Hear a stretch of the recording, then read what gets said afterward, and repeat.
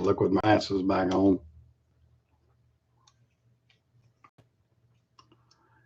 I guess I'm going to have to use them anyway. I'm going to have to see.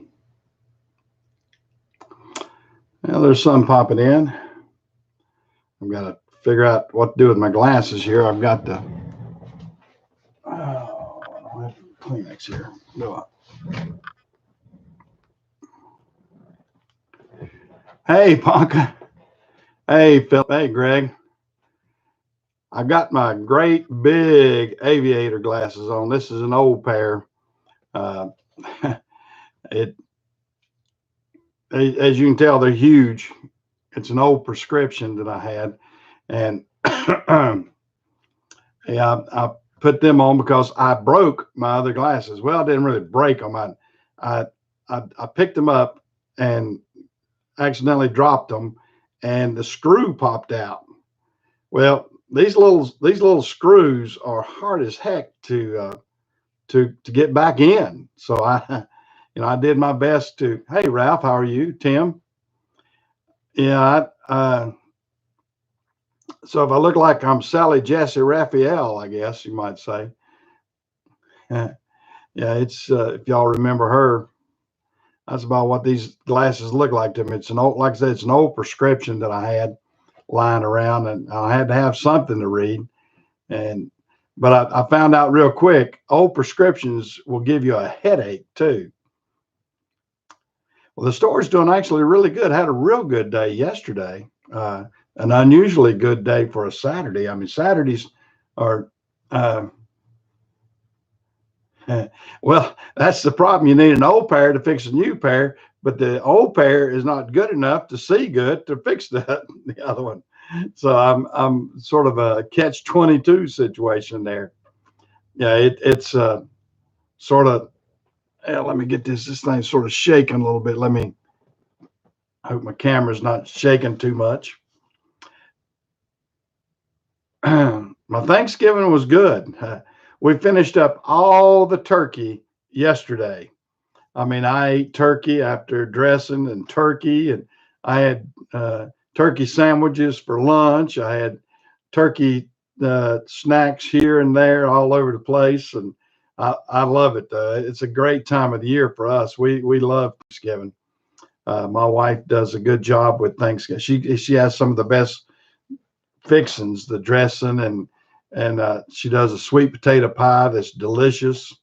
And we've eaten every bit of that, just completely gone now. It's something.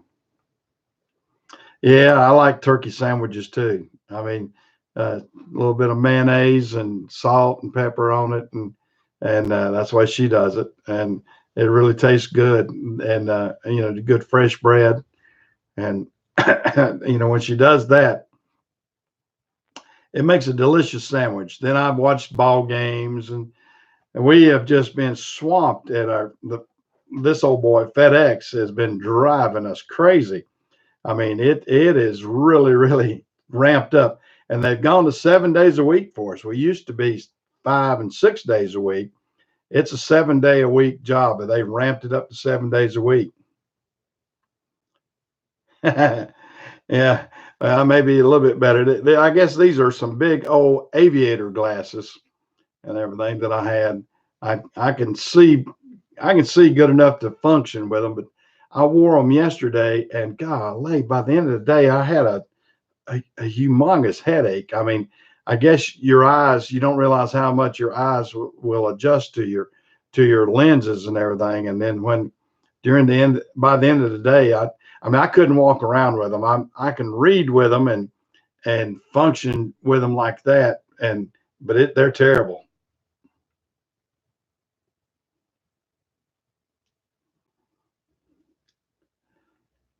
Yeah, I tell you what.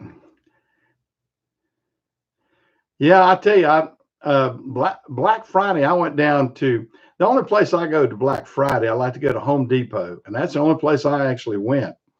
I didn't go to anywhere else because they seem to have some decent deals on some tools and everything, and I was able to get some. I had to show some online what I got.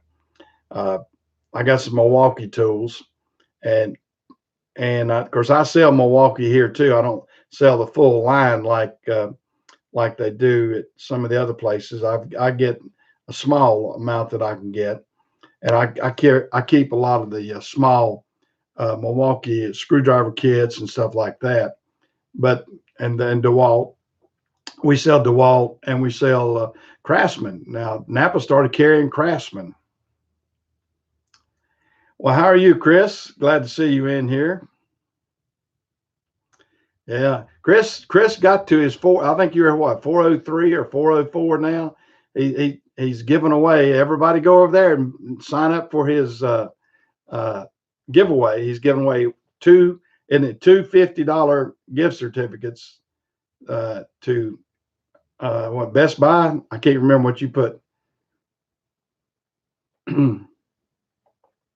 No, I signed up to give it away. I signed up to give it away, but if I win, uh, I told you I was going to re-gift it. I guess I really don't think it's my part to take it away from somebody. I would re-gift it.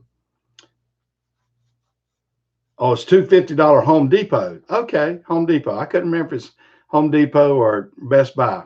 Yeah, yeah. Everybody go. You haven't given it away yet, have you, Chris?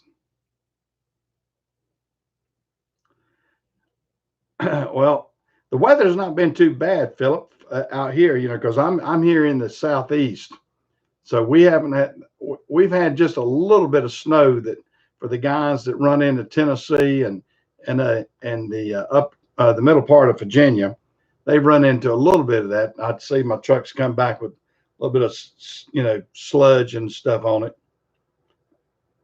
So it's still open to sign up. Okay, well, everybody, when you get a chance, not right now, but because you're online with me, but when you get a chance, go over to Outcast Projects. And Chris, because he made 400, I'm a little bit behind him. I'm right at 350, I think. So me and Chris are trying to help each other. Everybody that's a YouTube provider, or not provider, yeah, I guess you call it. We're trying to help other people on YouTube. The friends of ours that have channels, to let them grow the channels. Yeah, when's the drawing, Chris? That they're wanting to know, so you can give them a chance. Yeah, I might have to give a Napa. We can get Napa gift cards too. I may have to do that.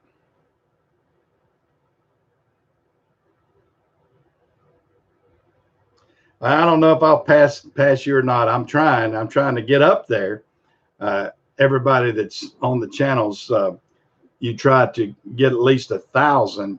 When you get 1,000, you can get monetized. Of course, I don't know if I'll ever make any money off of YouTube, but you want to be monetized because your videos get out there better, and that's what I'm trying to do right now, is to get awareness of my channel and get more people on it. And I'm getting some more views here and there, and it's a tough road to hoe. I mean, you got some out there that kind of cruise along with 20, 30, 40,000 people and get 2 or 3,000 views each time. I'm not there. I've had a couple that went mini viral, I guess, not anything major. I've had a couple that have gone pretty good, but it's a tough road to hoe when you're. Yeah, I'm at 349. Okay, I knew I was close. 349 and 349, 350, somewhere right in there. I'm gonna have to give away. I have to give away something at 400 too, I guess. Tell everybody about my channel so I can get up to 400 real quick. Then I'll give away some stuff, and then we'll probably give away each milestone. Give away something at 400, maybe at 500, and then maybe when I get to 1,000, if I can get up there anytime soon. Try to do a few things. I'm gonna try to work it a little bit, and that's my goal, is to try to get the YouTube channel more involved. I like it. I really like it, and I like our chats. I got a good group of guys that come on here every Sunday morning, and we discuss trucking business. We try to discuss the topics of the day, and that's what I enjoy doing. Hey, Budget Tools, how are you? Well, I might do that. I might do something about owning in Napa. I bought the, for the ones that don't know, I bought this Napa store about little over 2 years ago, and I've tried to grow it and everything, grow it also. It was in a real small building, and the gentleman that had it before me had really let it go way down because he didn't want to work it. I guess he got a little bit of competition. He was involved in a few other things, and he kind of left it out here to linger, and didn't put the product in it. And the product is the key to it. You got to have product. When people come in, they want you to have the product so they can buy it immediately. I mean, if they want to get it by a catalog, they'll get it through a catalog. Of course, we have to be real competitive with catalogs and everything else. But Napa has a great product, so I feel comfortable about that. I feel comfortable about the way being aligned with Napa because they have a product that I've always used, and that's sort of how I got involved with this. The gentleman that had the store and he's wanting to get rid of it. He made me an offer, and of course I kind of went behind my wife's back, and she's not forgiven me yet for buying it. But I went ahead and made the purchase on it, and um, you know she kind of throws it up to me every once in a while. Well, we need to get this store doing better, and all that sort of stuff. So I'm trying to do that, and we're trying to get the advertisement locally, and the store is actually doing better. It's doing uh, well. I tell you what, we do a lot of with hydraulic hoses here. I mean, I do a big hydraulic hose business, and we try to be reasonable. I mean, I don't know what store you're using or whatever. Hydraulic hoses are expensive, that's for sure. From the day I've opened up, um, we're probably 200 or 300% better than what they were doing. I mean, I don't have the figures right. I mean, Napa sends me the figures all the time, and I have been in the upper tier of growth ever since I took it over. I think I was running at 90 percentile or something, 90% growth last month or something, where I was 90% better than the previous year and that sort of stuff. Been doing good, but it's still very, very expensive. I had to lay out a lot of money to when I bought the old Ford dealership here in Cherryville, and it's got plenty of space. I've got eight acres of land, and I got the old Ford dealership itself, which we remodeled and made a showroom for parts as opposed to a showroom for cars, And we enclosed it.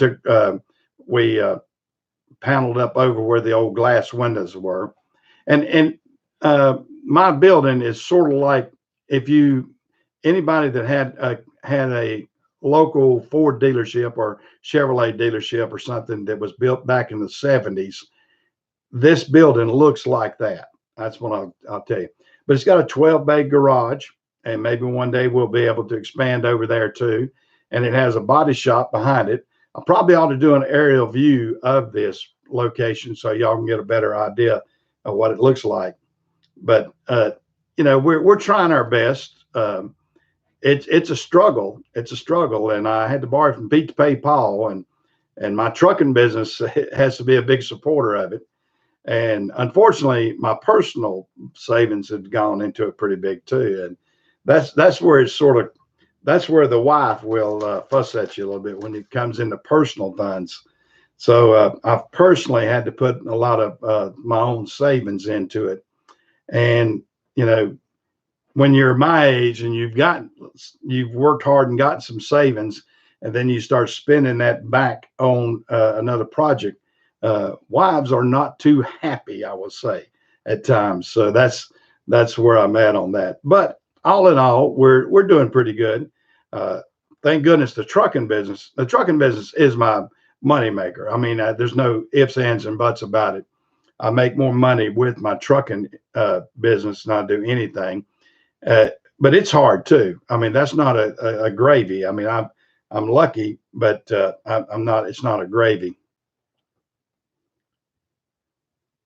Yeah, yeah, the 2100. Well, that's right. I got her, and yeah, I got her $2,100 wheelbarrow from that DR DR what is it, not DR home? What is DR? Well, anyway, that's DR. I can't even think of their last name, but anyway, that's I got that, and she likes it, and it's handy for her. She can put uh, flowers in it, bags of soil and wood, whatever, and then we can crank it up, and she can drive it around the property, and it doesn't tear up the property. It's really a good thing for us because I've got skid steers, and I've got I got a tool cat and skid steers and everything else. But even that being said, those items can be pretty heavy, and when you're going across your good grass and into your flower beds and everything like that, it can tear up some. You'll tear up more than you can fix. So having that smaller wheelbarrow, and it's like a little trailer almost, but it's self-propelled and everything. It does good. It really does good for her. So that was a gift I gave her a couple of years ago, I guess, or I don't know if it's a gift. We decided we would get it. And it has been good. It's been good for her because she's a worker. My wife's a good worker. Hey, JC. Yeah. Yeah. JC's got tons. The man with a wad of 20s, or well, not 20s, hundreds. The man pulled out a wad, had a little gimmick on me when he was down. So, which hand do you want? Which hand are you picking? This one, or do you want to go ahead and just take the deal we had? And I go, oh, I better stick to the deal. I had to stick with a secure. And then that fool pulled out a wad of hundreds. I mean, it could have choked a goat. I mean, that's how big it was. I mean, he was out buying a lot of things. I think he bought a trailer that week, and he bought some other things and some seats and this all kind of stuff. Yeah, he hates that. Hey, he squeaks. He squeaks when he walks. That's how tight JC is. Yeah, great guy. I know everybody's. If you're in our channels out here, I know most people have seen JC's projects and everything. Chris and all of us guys, we chat around, and JC's he's getting a big channel now. I think JC's up to 20,000 subscribers now. I don't know exactly how many it is. He's on up there, but he's got a lot of videos. He's been doing it a good long while. I've got YouTube envy of the way JC has got his channel. Yeah, JC and some of the other guys have got some big old channels, and Chris and we're down here struggling in the 300-400s and everything. But we'll get there one day. We'll get there one day. We just got to have some good, faithful viewers and everything, and hopefully we're putting out content that everybody likes. That's the key to it. I mean, we're trying to, oh yeah, JC's been at it a while, and JC does some projects that everybody likes to see. You have to admire JC of what he has done.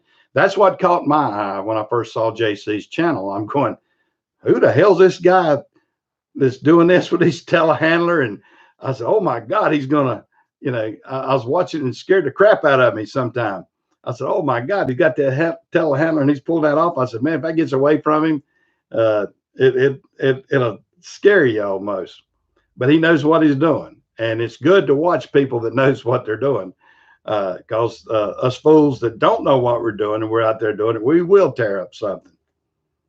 So it's good to see people that are hardworking people, because you can see results. I mean, the only two people you mainly see on JC's channel is JC and Brenda, his wife. And other than that, there's no film crew. There's no, I guess Brenda's the film crew, but and JC by himself a lot of time. But they're working with what property they have. Hey, comfortable man, doing good. I'm doing real good here. I hope everybody else is too. But that's it in a nutshell. You've got to have some something that people want to see, and I admire people that can get out there and actually take it from point A to point B and do something. I mean, I mean, it's fine to see all the channels that buy things, I guess, and that's an easy way. But when you actually get a person that takes the nuts, the bolts, the rust, welds something, cuts something apart, puts something back together, and gets results, that to me, that's doing something. And so I'm very, uh, I guess I'm envious of JC's ability on that. I'm getting too old to do some of it. I wish I were younger and could do it. Are you going to do a channel name change? Uh-oh.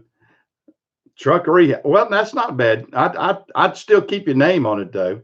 Uh, uh, Everybody knows it by JC's. So I mean, unless you don't want a name association, but yeah, I think if you do that with all the tagging and everything, I think you'll be fine. And it's you got a growing channel there. One that's unique, one that's uh, different than most people's out there. I really, yeah, comfortable, man. I hope you've had a good holiday and everything. Yeah, I'm enjoying. I guess today will be the first day that I don't eat turkey. My wife says we have wiped out the bird.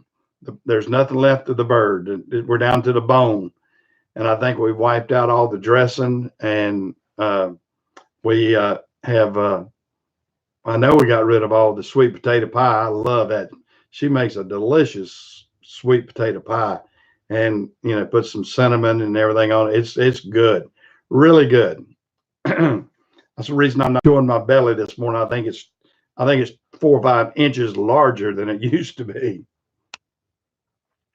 Yeah, JC, the truck transformer. That probably, yeah, and transformer like the little kids transformer. JC, you'll see him taking cabs off and putting them over, and beds off and that sort of stuff. So yeah, that in itself is very very entertaining. If you like seeing, and what's good about it, now JC's a friend. JC's been down here to see me, and I feel like I'm gonna brag on him because I've seen his work, and I know you'll see it on the video. But I've actually seen some of his work, and I think he does great work. Uh, we try to do great work in our shop too.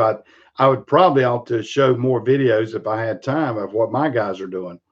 Uh, I mean, but we're actually busy in the shop, and I hate to bother them sometimes. Uh, but I probably ought to anyway, just to show, because I've got some great mechanics, Jim and Larry. Larry's a little bit camera shy. He doesn't like to be on videos, but he's very, very knowledgeable. He's been at it 40 plus years doing this. He started working for my brother right out of diesel. He went to Nashville Auto Diesel College when he graduated from high school. And then he went from there working with my brother. My brother also had gone to Nashville Auto Diesel, and my brother had decided to open his own shop. He'd worked at Carolina Freight, but decided to open his own shop. And then for a couple of years there, he had one, and it was a struggle back then. So he had an opportunity to go back to Carolina Freight, so he went back to Carolina Freight to get all the benefits. And this was in the I guess mid 70s and everything. And Larry went from there to working for Custom Transport, and then he went to Carolina Freight, and then he went to work after Carolina Freight shut down. Went to work for Caterpillar, so and he worked on the big dozers and everything else. So Larry has a lot of experience. He's been very very helpful for me, and very strong. He Larry looks like for those of you that don't know Larry Lindsay that works for me. Larry could be a linebacker for the Carolina Panthers, or a lineman anyway, for sure. He's as big. Larry's probably 6'2", 6'3", and probably 280, 290. He has been over 300. I know when he was working. He's a big guy, strong guy. Got hands that like there's my hand. His is probably double that. Yeah, I've looked at that. I've heard some that have had some issues with the 1 inch. I'd like to get the 1 inch Milwaukee 2, but I'm gonna wait probably to if they put a 6 inch arbor on it. and it wouldn't lose the torque and everything. I think that would be an ideal thing for it then if we could get that, Chris. That would be the thing. Now, I like that half inch. The half inch. I thought that was a great deal. I'm glad you were able to get that too the other day, because I had bought the same tool, just tool only, and paid I think it was $249 is what Home Depot had it for the other day, and it was that and a 6-amp battery, I think, and the charger. It wasn't a fast charger, but it was a charger, and we took that and if some of y'all have seen my video, and we're put that in our wrecker now. So we got a dedicated wrecker, and we're trying to get it spiffed up good so we can get in and out quickly. I mean, that's the game. I mean, we need to hook 2 trucks real quick, take them wherever they're at, drop them off, switch them out, and everything. And we do mainly just for us. I don't do it for the public right now. I mean, maybe one day. And if I get a undertow type thing where I pull from the front, I may do for the public, because boy, any wreck that I've had an issue with in the past few years, the wrecker people are breaking it off in people right now. I mean, for a tractor trailer.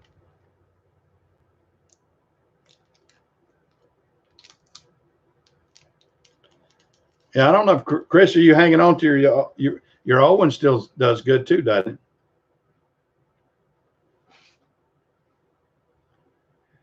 Yeah, budget. That is a record that I bought from a friend of mine, that he had that unit, and he had always picked ours up over the years before I had that. And I told him, I said, his name was Brad. I said, Brad, if you ever want to sell that or expand and don't need it, give me a chance at having that. And he sold it to me.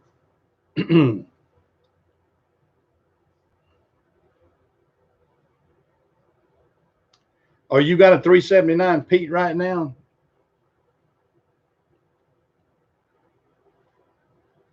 Has it got the new type undertow thing? Hey, Walter, how are you?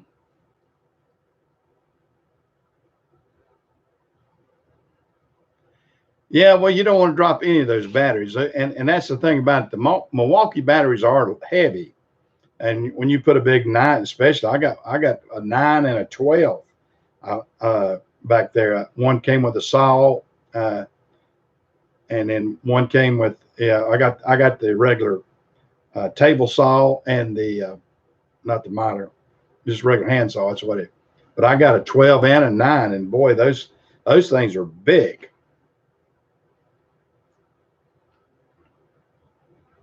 Also, that one's Ricky's.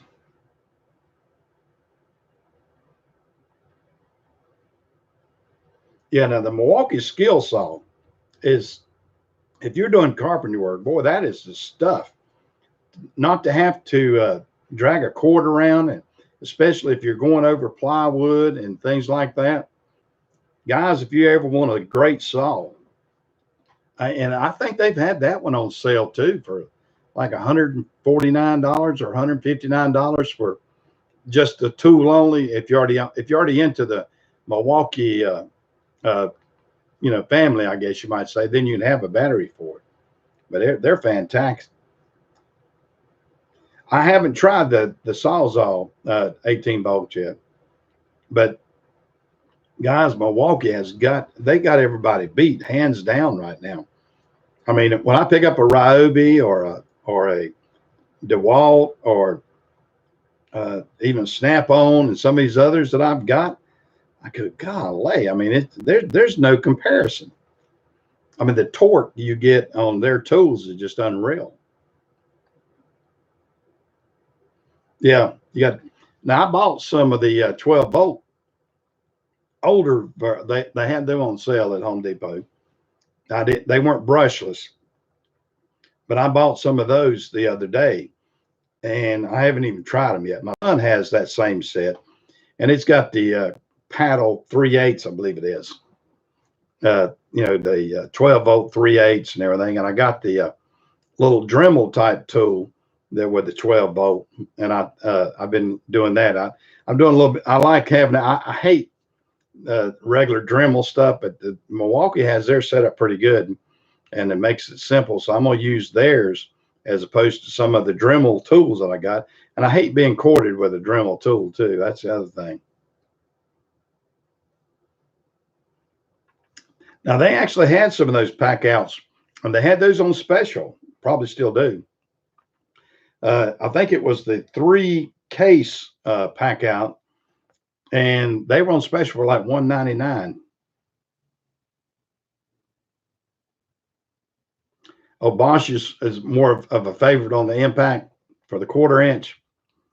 Yeah, I haven't even opened mine up yet. I got it the other day. I got it on Black Friday. Like I say, my son and I, that's sort of our father son thing that we do every year. Is we get up early, get up 5 o'clock, and run down to Home Depot in Gastonia and go through the tools sections and get the tool specials that we feel like that we can get and see firsthand.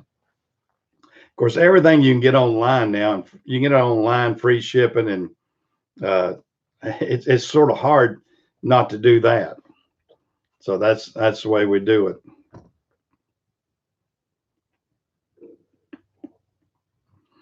Yeah, I don't have any. I don't have any battery operated Bosch myself.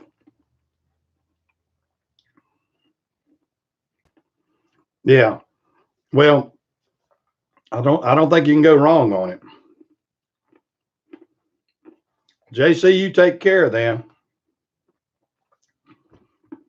We'll get out there and see JC. I ain't got to catch his channels. He takes down his live channels after his live feeds, so I don't get to see him if I don't see him live.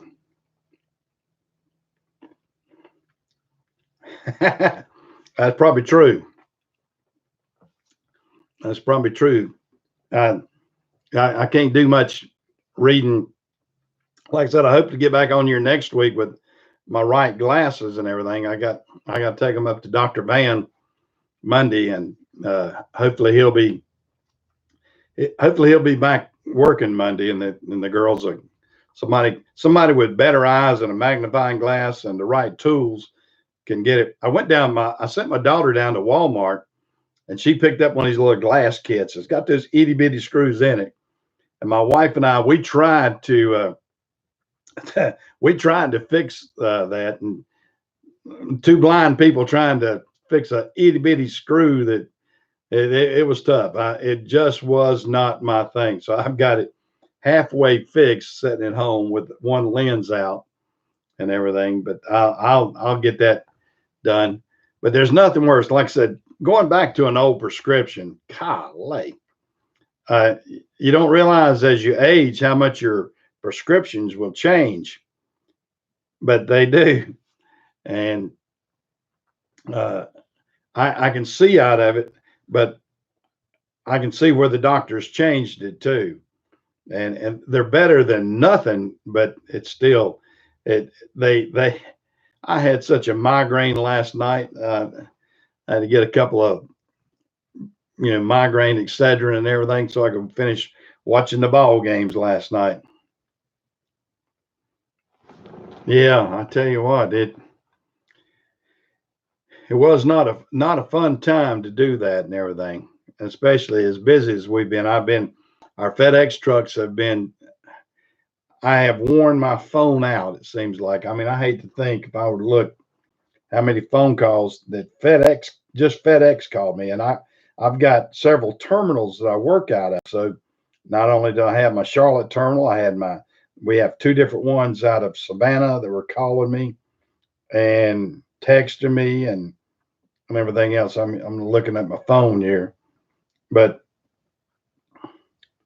just yesterday between my drivers and FedEx, let's see, where does it end here? Older Center.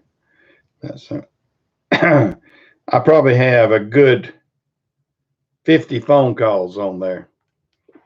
Just relaying messages. See, this truck, or they'll change in the middle of the stream. They'll go. They'll say, this run's going to run at this time, blah, blah, blah, and everything. Call me back 2 hours. Well, we've had a change on that. We're going to do it this way, blah, blah, blah, and that sort of stuff. So, it's a tough row to hoe. And of course I can understand it's volatile. I mean, you don't know, it's hard to accurately predict the volume of how much freight we're going to get. And right now, well, not so much Black Friday deliveries. Now, what we're working on now, I mean, Black Friday deliveries, they were delivered 3 weeks ago, probably, or 2 weeks ago. And some of them probably right up till the day before. But now we're working on the Christmas rush. It's everything that's got to be restocked into these stores for the people that didn't buy on Black Friday, that they're going to have to restock or back orders or all kind of things. I mean, think about it. Think about all the ones that maybe haven't got a rain check on some of these things, and then we'll be as strong as we can be right up to Christmas Day, and then right after that, what do? We got all the returns. So then for 2 weeks after Christmas, we're still heavy, and then it'll fall off. Then freight will fall off and fall off fairly dramatic. You'll see the volume. I would say you'd see 30 to 40% of the volume just drop off. I mean, it's like they, come to a sudden stop on certain things. Well, we don't haul too many empties. What happens on like your buddy that had that accident? Basically they keep the trailer pool even. So in other words, if they're delivering 2 loaded trailers out, instead of just bobtailing out and skewing up the trailer pool, that person is required to take empties back to the main station, because that's the place that's going to be shorted trailers. So, if we dispersed every trailer out to the small stations and say they didn't have the amount of freight coming back, then the main hub would be out of trailers. So it's a balance, trying to keep the trailer pool up. And so, I mean, sometimes one lane's going to outbuild the others. So if I'm, for instance, in this area, say if we're sending freight to Hickory, North Carolina, that's fine. We may have a lot going into Hickory, but Hickory may not have that much coming back to Charlotte. So in essence, to balance that up, they're going to still have to bring us there.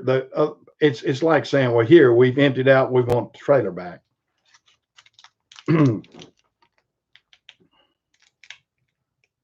Yeah, it's a balance situation. It's an equipment balance is what it is. I mean, we're not dragging around empties both directions by no means. I mean, I've seen it happen occasionally where they screw up, but somebody's always, in essence, is going to outbuild the other. I mean, we may have a full trailer. We may send a full trailer and say an empty to meet somebody with 2 full trailers. See if they're going to a butt head. Although they're trying to, and of course, they got their computer system working real diligent on that, and they make, and this is something they've done in the past year or two, that they've really tightened up on that, because they were paying for too many empty miles, they said.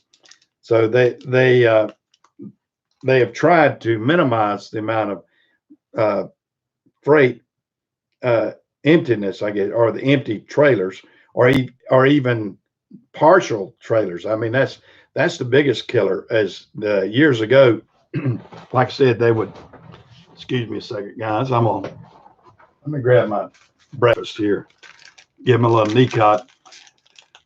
Years ago, they would do more of the partial loads, and would send maybe a full load out and a 40%er on the rear. Now they're trying to do 100%ers both trailers if they can, because what they found that sometimes say if they had 3 or 4 different trucks going out on the same lane. In other words, like I'll give you, for instance, say if they're going to Knoxville, up to our East Knoxville location. You had 4 trucks going out there to Knoxville. it used to be in the past that they would maybe have the first guy would have 100 and then a 50, and the next guy he would have a 100 or a 90 and a 40, and the next guy would be on down would have a 100 and a 40 or 60, and then you couple all that together and you go, wait a minute, I could have shortened up one lane. I could have cut out one run completely.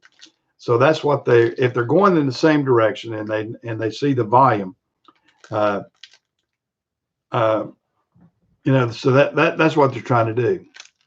Now watch this, Walter. I'm trying to go back and look.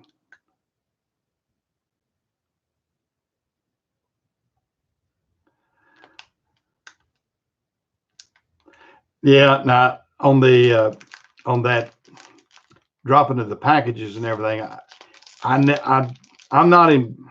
I can't tell you as much about that anymore as I used to. When I first started with them, I was a package van operator, but I went into the line haul after about 6 months, so I'm more adept to tell you about how the line haul runs as opposed to the package. I know enough about the package part to be dangerous, you might say, but that's changed dramatically. I mean, that's been 31 years ago since I was doing that, 32. And so it's different.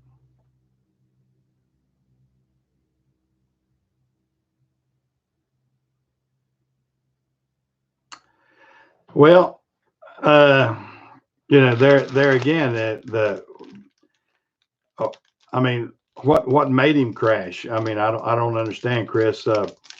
If he were, I don't understand how he crashed an empty to begin with, unless he was loaded improperly. Did he have two trailers or one trailer? I mean, if he only had one trailer and he crashed an empty, yeah.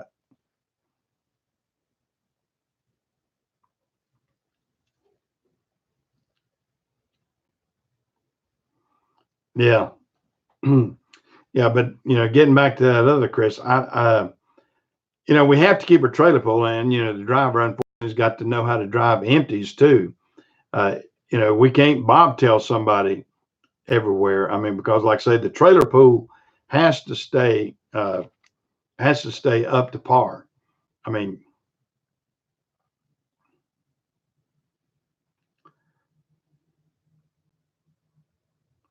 yeah. Well, and a lot of times you have to know the situation. Uh, Speed is one thing, and a lot of people don't understand. Uh,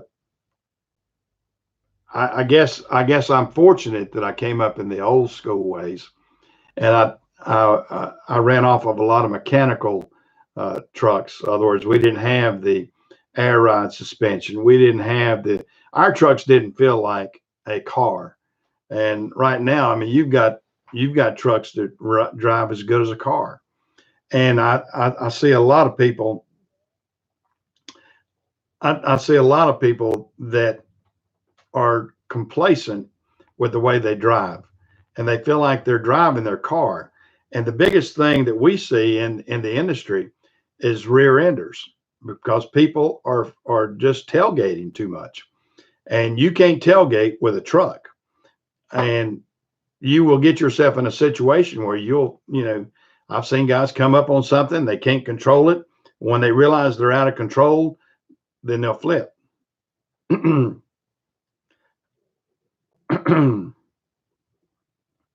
Yeah.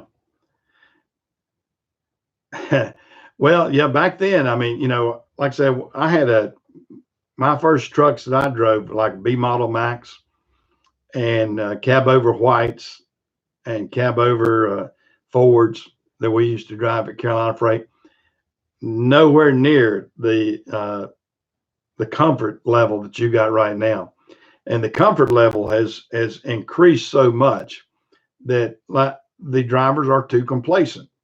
If they had to strap into the trucks that we used to drive, it would scare the crap out of them, because you could feel every bit of it. When you went to hit your brakes, you knew that you didn't have the braking power, because you could feel it taking you over real quick. Whereas nowadays, with the ABS brakes and everything you got, these guys ride it to the hilt, and they go to stop, and yeah, it starts stopping good. And then, but until they get into the real tragic situation, they don't feel it. And see, the old way, the old times, you'd feel it immediately. I mean, I'm glad I learned to drive on snow with an old truck as opposed to these new ones. And we get guys out there now, and they'll drive on snow, and they have no concept whatsoever, and they rely on the equipment too much. So when they get into a scenario that an old school driver would have a better feel for it, that they have no knowledge of it, and that's what it's tough. Well, the mechanical ends of these things, uh, I can see where some of these uh, things can be avoided, and I've seen where accidents and a lot of other things that my trucks have been involved with, where some of this new technology would help some. Some of this new technology can actually be detrimental. So it is a double-edged sword, I would say, right now. And I'm not going to knock it because I do like some of this forward collision stuff because I have seen, like I said, I've been on both ends of the spectrum, and I've seen drivers, and I caution them because we have cameras and everything else. And there again, cameras can save a driver's job. Firsthand knowledge of that. Firsthand knowledge. And some of these people say, "Oh no, I can't stand these cameras and everything else." But you try to explain yourself to an officer or explain yourself to your employer what happens, and unless you have definitive proof that that's what happened, they're going to, in the back of their mind, they're going to go, well, maybe that didn't really happen that way. Maybe you were doing this. And I had a recent occurrence that the camera saved the driver. The camera saved the driver, period. And had it not had a camera, uh, there would have been supposition uh, from the officers or anybody because of the way the layout of the land was, the way the end result looked, and everything else. And until that happens to somebody, they the people that knock this technology like that, they need to back off and say, hey, wait a minute, that can be a very good thing. Because how many times have you done something, you've told somebody, oh yeah, this is what happened, and they're sort of like looking at you like, yeah, sure, I believe you. Yeah, I believe you. And then no, they don't. Or they'll write it down. Okay, okay, I hear you. Okay, I hear you. And until you have a definitive video that proves your point. Now there again, if you're wrong, it's also going to prove that you're wrong too. And I think that's what so many fear, is that they're not a good driver and that they're doing things wrong and they got caught at it. And for those guys, I'm sorry, you're not doing your job right and you did get caught. But I do defend the fact for the people that are doing their job right, and when a tragedy or an incident or an accident happens and they can say this is what happened, then we look, it's sort of like roll the film. You look at it and you go, he's exactly right. Now again, if he tells you his story, then you look at the film and you go, nope, that's not the way it happened. That's not the way it happens. You were reaching over, talking on your phone, and when you recognized things were going bad, you slammed on brakes and you couldn't get stopped. And so, for the people, like I said, for the people that need the camera and that are doing their job right, it can actually validate exactly what you're saying happened. For the people that are trying to lie about it and get out of it, no, it's doing just the opposite. It will catch you. And I think that's the biggest thing.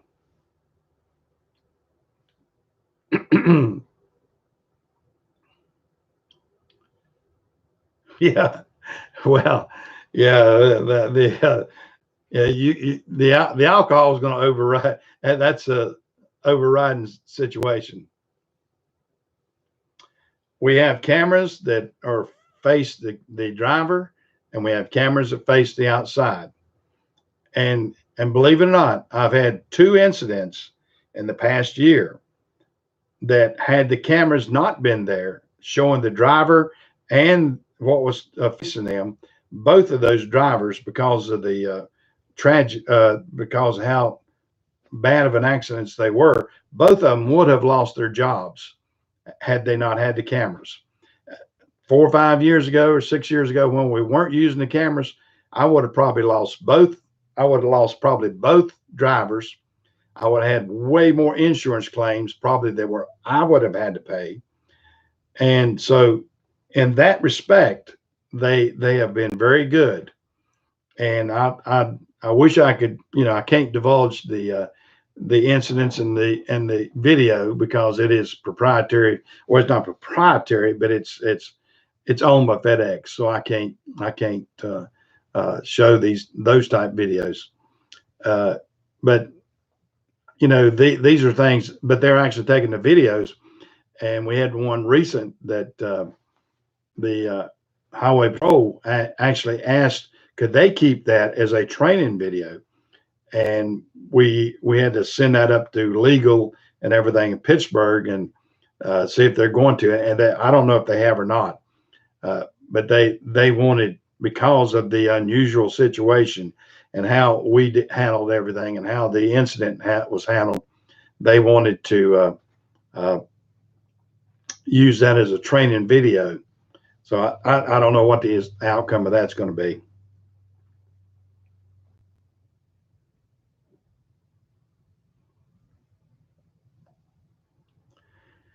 Yeah, yeah. Anytime you have a real bad accident like that, somebody's going to run it through they're going to run through their mind. Could I have done something differently? Could I have done this differently? And it's going to work on them. Yeah, yeah. Anytime something real tragic happens in anybody's life, I think it's tough. No budget. I don't. I've got all single operation. I got rid of my team runs years ago. I used to have some California runs and Pennsylvania runs and Memphis, Tennessee runs and different things like that. I'm trying to think where else I had them. But yeah, I am not a proponent. I'm not in favor of team runs. One reason, I mean, there's a couple of reasons, but if you have a team run and one of the persons gets sick, then your entire team is dismantled at that point. If if you especially, and I've had this situation, if you have a husband and wife team, especially if one of them, say if that husband gets sick, he's not letting his wife go out with another driver to complete that run. So that disrupts the system. I've had people that were married get in squabbles and they want to leave when they get to their destination, maybe and leave the equipment. So I mean, you get all kinds of scenarios, you might say, uh, with people wanting to. Hey, Captain Jack.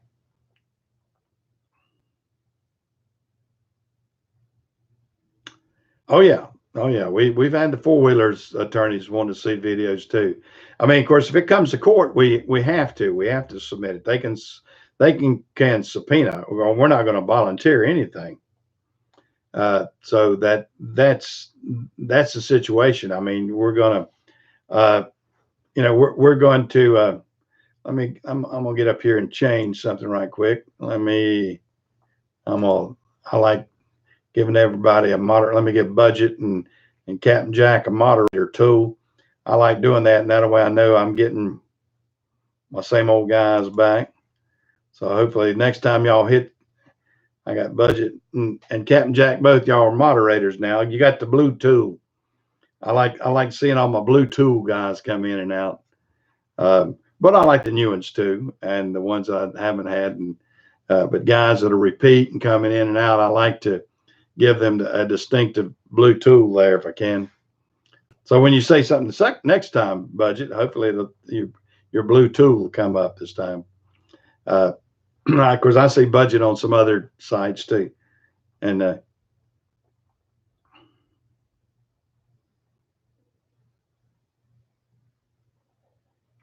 yeah, my tow truck is more of a breakdown type truck. I don't, and mine's not equipped like the one we were involved with the other day. I can't do a front tow. I don't have the cabling and everything. Mine's fifth wheel to fifth wheel. I'm thinking about getting one where I've got the cabling and the booms and everything else. I don't have the booms, uh, uh, so that's the whole different situation. So I don't I don't have the capacity right now.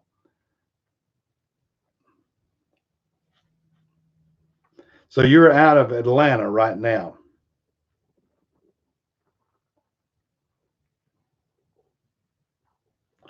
I know what team. Okay, so you're based in Atlanta, comfortable man. Now, how long have you been in the system? Have you got 2 years experience driving? I'll send you down to Savannah and put you to work.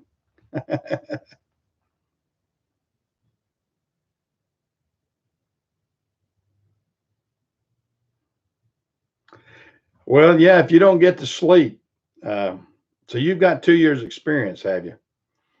If you want to work out of Savannah, and if you put in your notice, and I'll flip you. If yeah, yeah, I've got runs going into Atlanta. I've got one daytime and one nighttime. Used to have four going into Atlanta. I've converted those over to Charlotte runs.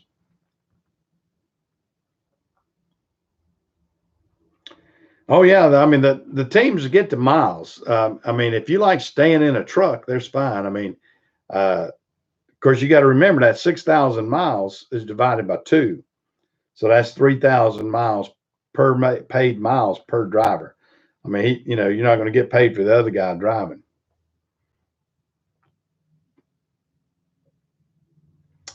I cannot sleep in a truck myself. It's I don't care how nice of a new truck you've got, you're still going to feel the roughest ride and everything. I was telling somebody the other day, the only sleeper that I ever had, it was a homemade sleeper that Carolina Freight had built for one of their trucks, because their trucks didn't have all that fancy air ride stuff. They had one of their guys in the shop that came up with a little bit invention of a suspended. It was like a hammock almost, and it had the bungee cords and springs. And when you got in that mattress, you were almost like a hammock. It would kind of curve around you and everything else. And that was the most comfortable sleeper I'd ever slept in, because you hit a hard bounce, it would just, the spring mechanism. I mean, it had probably that much bounce that it could take you down to, and you would never hit the floor unless you were a real big guy and you really expanded those springs and bungees. Uh, it was a real comfortable sleeper, and it was a homemade sleeper. That's the thing about it. It was not anything fancy, and actually, I don't know if the DOT would even let that be approved nowadays either, because they would probably try to test it out pretty good. But it was something that Carolina Freight actually had in their trucks back in the late mid to late 80s. And I bought one of their trucks that had that in there. And initially, I didn't know what it was because the mattress was all the way down. And then I had one of the old drivers tell me, said, "Oh man, that's great." Said, "You ought to hook up that sleeper." And I said, "What?" And he said, "Yeah, check it. And it's got these bungees and the springs and everything." He said, "Hook that up." And said, "Man, you'll love it if you ever have to go on a trip." And I did. I put it in place, and it was one fantastic sleeper.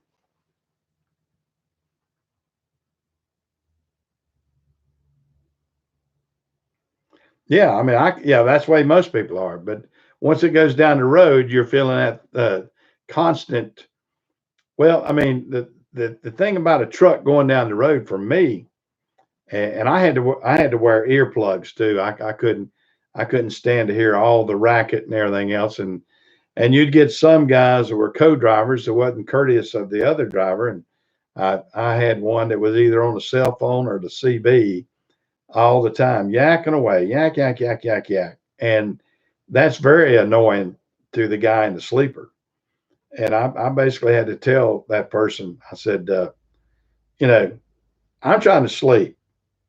Think about that. If you want me to be safe driving, you got to let me sleep better. So that's what I got into with that particular driver. So yeah, it's a tough thing.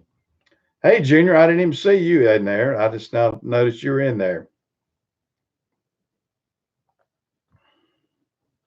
Yeah, I don't, like I said, I don't care for the teams at all, and I have way better or way less turnover in drivers because of the team situation.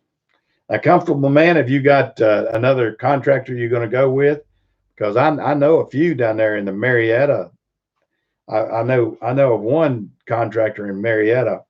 I don't know. I don't think I have any over. Did you run out of Ellenwood? I don't know. I don't think I know any over at Ellenwood, but I used to years ago. But most of those guys have moved on.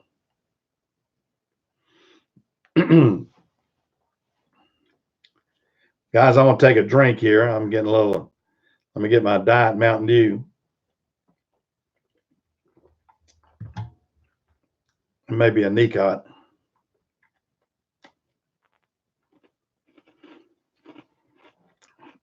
Yeah, that's where my two trucks go, down to Ellenwood. Have you ever had to be? Have you gone to Charlotte yet? To our Charlotte terminal? That's where my trucks are based. That's like I said, I've been based out of Charlotte. That's been my primary location for years. I mean, I have been based in Hickory, and we have trucks back in Hickory now, but I got. Oh, you had never been to Charlotte. Now where they have you running? West Coast or East Coast? Which one were you running?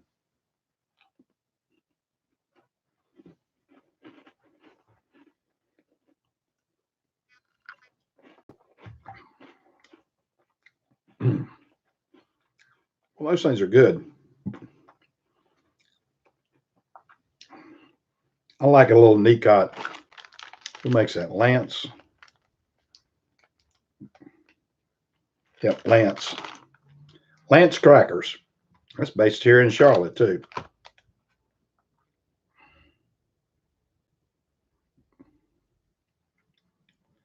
Out to Calhoun, Louisiana and back.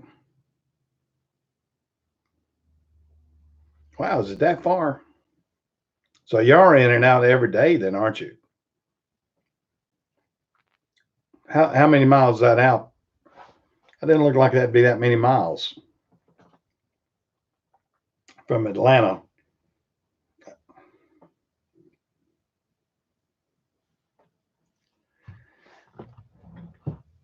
All right.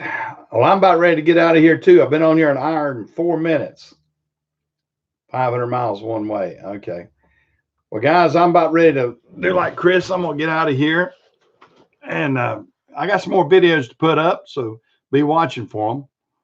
And I'll see y'all next time too, because I'm gonna get out too. See you guys.